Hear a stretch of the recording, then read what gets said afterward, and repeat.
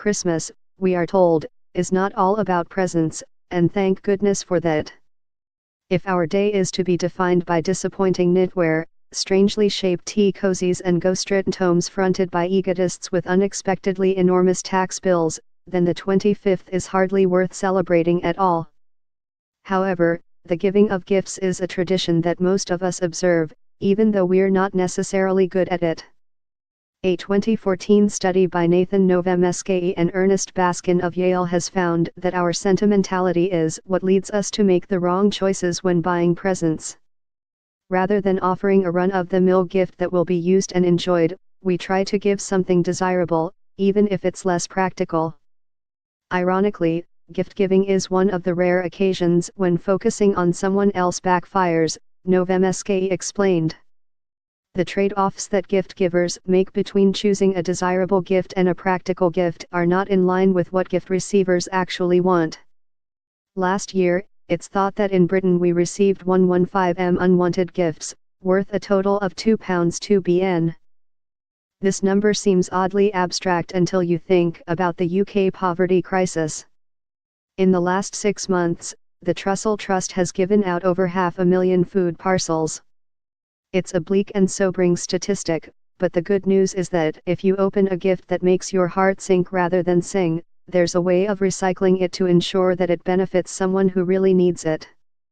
Reselling an unwanted item, and donating the cash you raise will genuinely do some good, and it's a great way to assuage any guilt generated by your ungratefulness.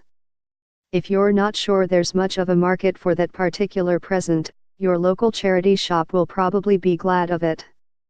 Unless it's also the local charity shop of the person who gave it to you, in which case it might be sensible to donate in a different postcode. I admit that I have not received every Christmas present that I have been given with an attitude of gratitude. However, I do have a handy bank of little sisters to swap presents with, which ensures that unwanted gifts have a chance to be rehomed and reloved before they leave the premises. Also, up to a point we can pretend to be surprised and confused if a relative does not understand why a present has not reached its intended recipient.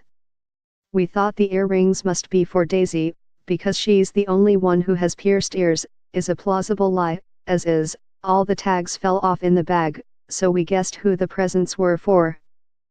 Round up some like-minded friends and set up a secret Christmas WhatsApp group, dedicated to present swapping. Of course, not everyone has access to 5 sympathetic siblings, but you can round up some like-minded friends and set up a secret Christmas WhatsApp group, dedicated to present swapping.